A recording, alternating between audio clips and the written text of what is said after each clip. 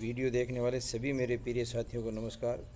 आपका अपने चैनल में स्वागत है, अभिनंदन है। साथियों, जैसे मेरे स्क्रीन पर आपको दिखाई दे रहा है, आज का अपना विषय रहेगा जनगणना 2027 में हमारी भागीदारी, स्टिक जनगणना हमारी जिम्मेदारी। साथियों, राज्य में आज से यानी 1 तारीख से जनगणना 2027 का शुभारंभ हो चुका है। साथियों, ये 2 चरणों में होगी, जैसे आपको यहाँ पर दिखाई दे रहा है स्क्रीन पे।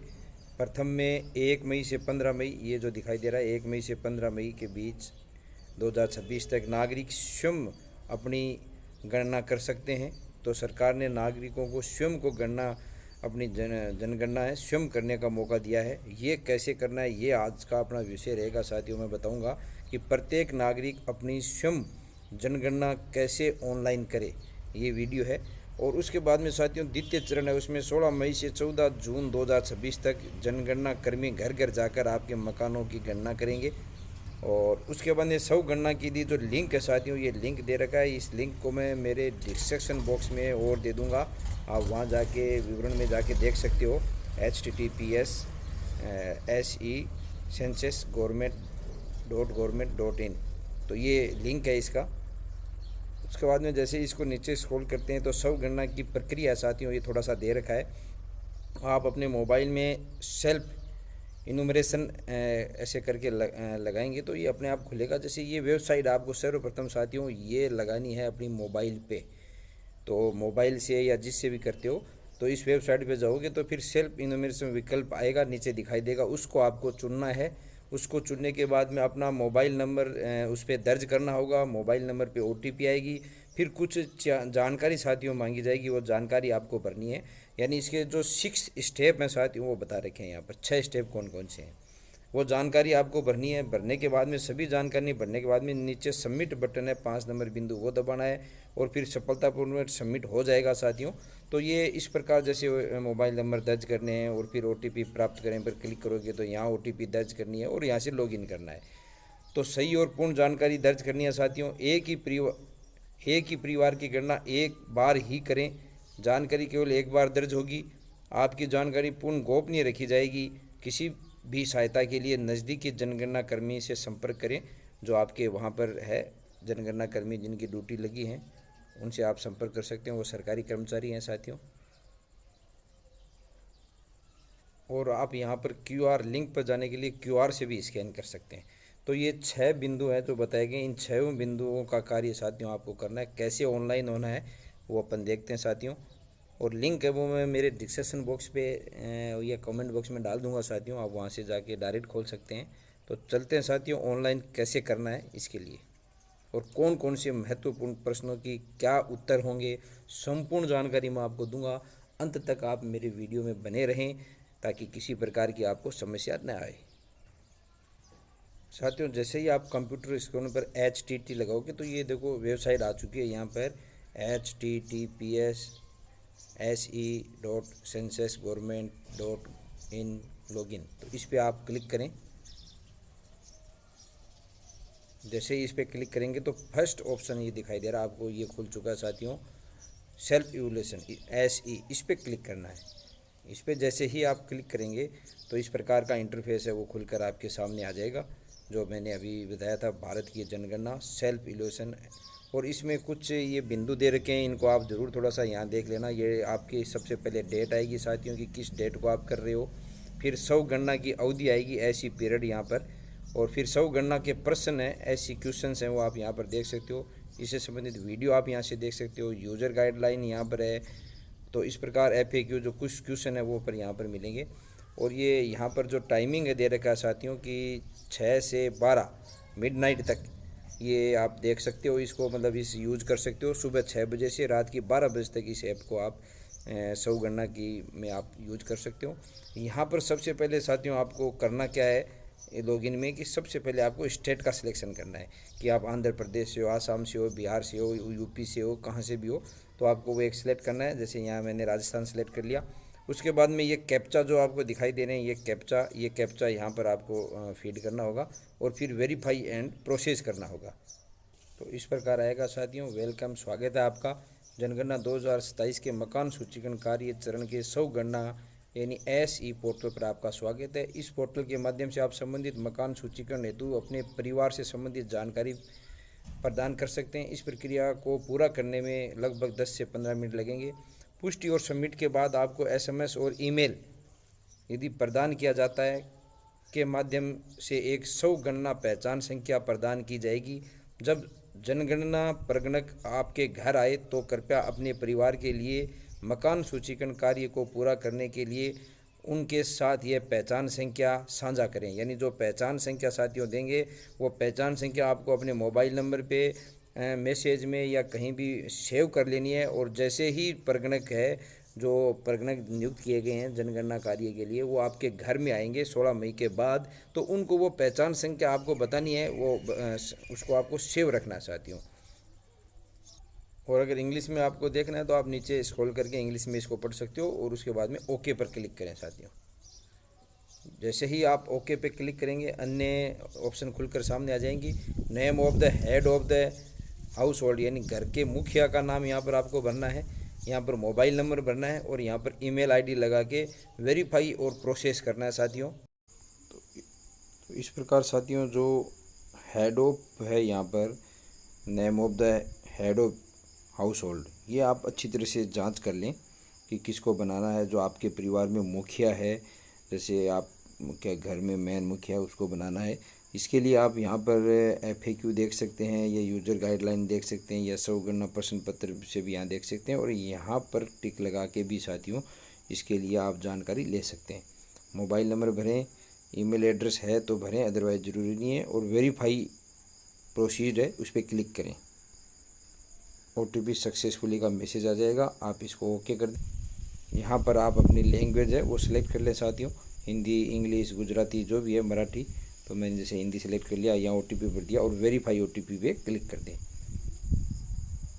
वेरीफाई OTP पे क्लिक करते ही इस प्रकार से आपके वो 6 जो मैंने बताए थे मकान सूचीकरण कार्य जनगणना ऐसी के 6 स्टेप 1 2, जिसमें सबसे पहले स्थान का विवरण है, उसके बाद में जनगणना घर का विवरण है, उसके बाद में सामान्य जानकारी है, उसके बाद में सुविधाएं हैं, उसके बाद में परिसंपत्तियां हैं, और सबसे लास्ट है पूर्वावलोकन कर पुष्टि करें। ये सारे 6 टेप साथियों अपन को 1 बाई 1 है वो भरना है। और अक्सर पूछे जाने वाले कौन से सवाल हैं इसके बारे में भी आप यहाँ से जानकारी ले सकते हैं। जैसे मैंने साथियों अक्सर पूछे जाने वाले सवाल पे क्लिक किया तो ये आप यहाँ पर देख सकते हैं कि कौन से सवाल है। जनगणना से संबंधित अक्सर पूछे जाने वाले प्रश्न पत्र, तो ये यहाँ पर आप ऐसे लिखे तो जनगणना क्या है और वे क्यों महत्वपूर्ण है, क्यों की जाएगी, ये सारे क्वेश्चंस आपको यहाँ पर मिल जाएंगे साथियों। लेकिन सबसे पहले अपन यहाँ पर राजस्थान चुना हुआ जिला अपन सिलेक्ट कर सकते हैं साथियों कि अपना कौन सा जिला है वो आप सिलेक्ट कर सकते हो यहाँ पर। जैसे मैंने यहाँ पर चूरू सिलेक्ट कर लिया, उसी प्रकार पिन कोड है वो आप अपने वहाँ पर लगा सकते हैं साथियों। और उसके बाद में यहाँ से ग्राम, नगर, स्थान या लैंडमार्क है उसको आप यहाँ से सिलेक्ट करना आपको। तो ये जैसे आपका लैंडमार्क है वो मूवेबल करके कौन सा स्थान आपका वो आप सिलेक्ट करें साथियों। सबसे पहले आप यहाँ पर वो एड्रेस डालें। तो इस प्रकार आप अपना यहाँ पर एड्रेस डाल के फिर खोजें पे क्लिक करें साथियों। उसके बाद में आएगा क्या ड्रॉप डाउन सुझावों में से एक लोकेशन का चयन करें, आप ओके करें। इस मैप को साथियों बड़ा करें, जहां आपकी लोकेशन है वहां आप ले जाएं।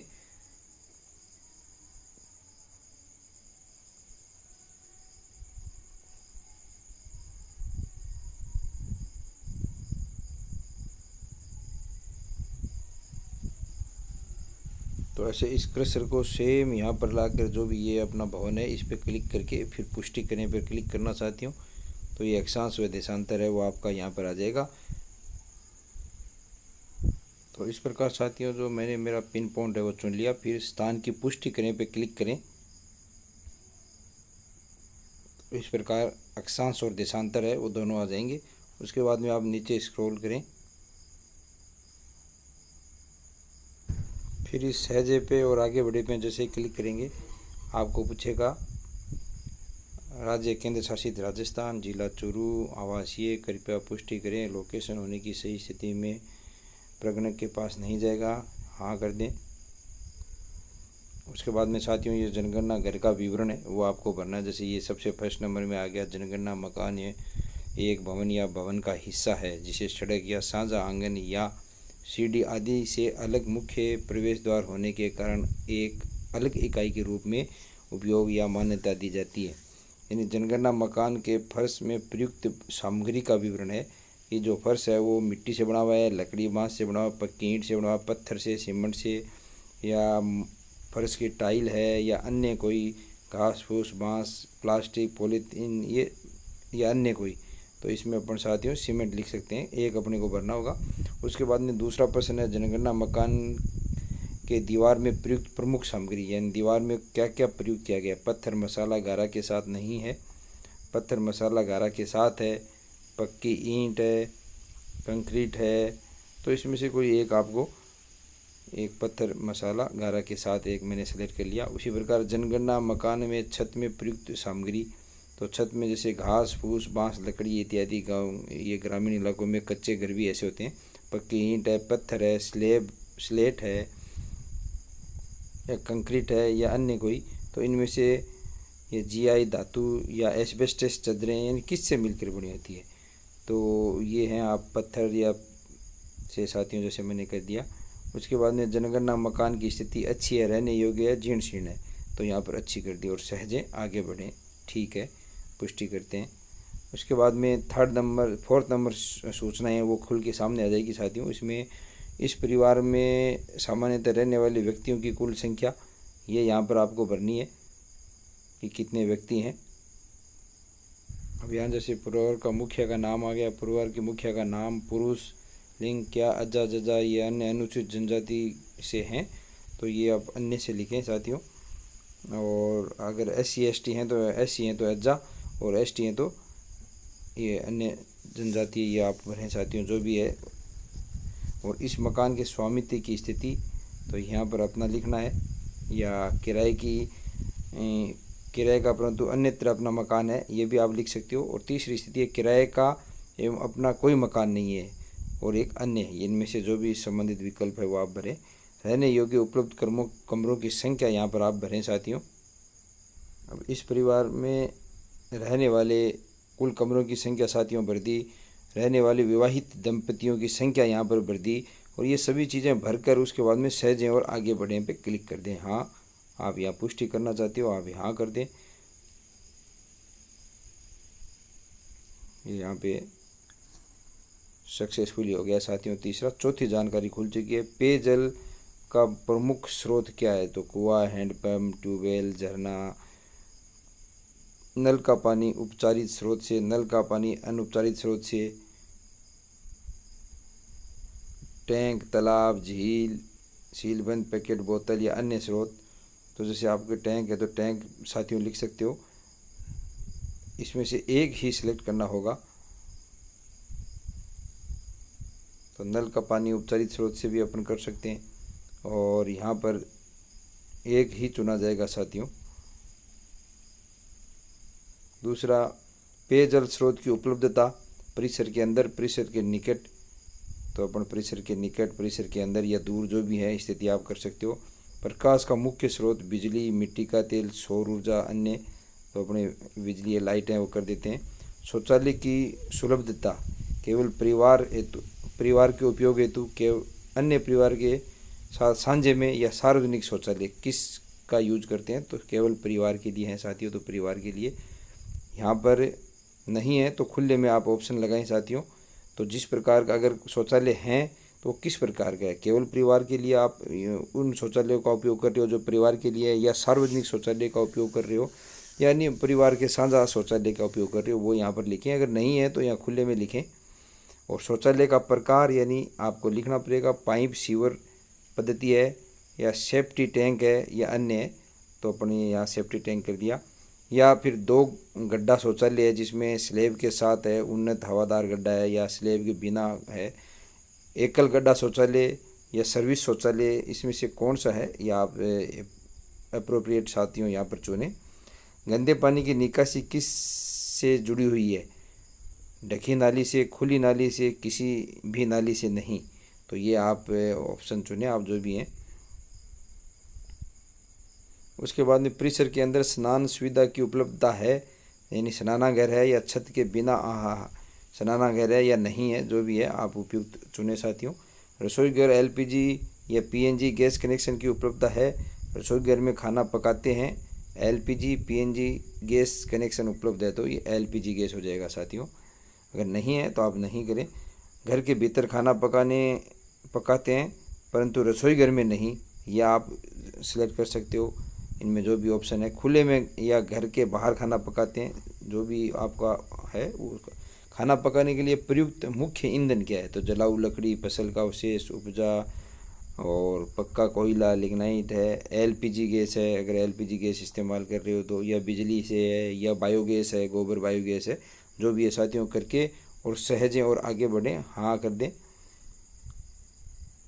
तो ये परिसम्मति हो जाएगा। और लास्ट में साथियों है कि परिवार के स्वामित्व वाली तथा उनके पास उपलब्ध परिसम्पत्तियों को उपलब्ध के रूप में माना जाएगा, भले ही आपका उपयोग मुख्य रूप से व्यावसायिक उद्देश्यों के लिए हो। तो ये जैसे रेडियो ट्रांजैक्शन है, परंपरागत रेडियो सेट आपके पास, या मोबाइल या स्मार्टफोन है, या अन्य किसी उपकरण है, तो मोबाइल या स्मार्टफोन है अपने पास है तो, टेलीविज़न है, दूरदर्शन मुक्त डिश है या अन्य डीटीएच डिश है, या केबल कनेक्शन है या अन्य कोई है तो आप केबल कनेक्शन है तो यहाँ पर अन्य कोई है, जैसे कोई नेट से चलाते हैं साथियों, एलईडी है, नेट से टेलीविजन चलाते हैं तो ये आप लिखो। इंटरनेट सुविधा साथियों लैपटॉप कंप्यूटर में है या मोबाइल स्मार्टफोन में, ये आजकल सबके पास, तो आप मोबाइल स्मार्टफोन चले। लैपटॉप कंप्यूटर है या नहीं वो आप सिलेक्ट करें। और टेलीफोन और मोबाइल फ़ोन या स्मार्टफोन केवल लैंडलाइन है या स्मार्टफोन है या अन्य साधारण मोबाइल है, जो भी है आप यहाँ पर एक सिलेक्ट करें। या दोनों है तो दोनों आप सिलेक्ट कर सकते हैं साथियों इसमें कि हैंड मतलब ये केवल लैंडलाइन भी है और अन्य है तो आप स्मार्टफोन यहाँ पर यूज़ करें। साइकिल और स्कूटर या मोटरसाइकिल या मोपेड, तो मोटरसाइकिल है तो आप मोटरसाइकिल करें, दोनों हैं तो दोनों कर दें, साइकिल और मोटरसाइकिल।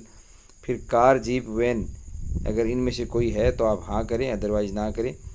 और परिवार द्वारा उपयोग किए जाने वाले मुख्य अनाज, तो ये भी साथियों आपको मुख्य अनाज है तो अपने क्षेत्र में जैसे बाजरा होता है तो एक अनाज ही लिखना पड़ेगा साथियों आपको। बाजरा या गेहूँ है तो आप गेहूँ लिख सकते हैं, जो भी आप यूज करते हो। और उसके बाद में आप यहाँ पर सहजे पर क्लिक कर दें, हाँ पुष्टि हो जाएगी साथियों।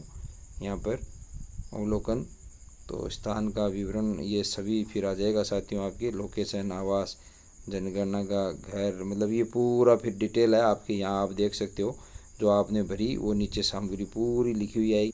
फिर नीचे 3 ऑप्शन आते हैं साथियों कि संशोधन के लिए वापस जाएं, यानी आप वापस संशोधन कर सकते हैं, आप ड्राफ्ट के रूप में सेव कर सकते हैं, या आप पुष्टि करें और सबमिट भी कर सकते हैं।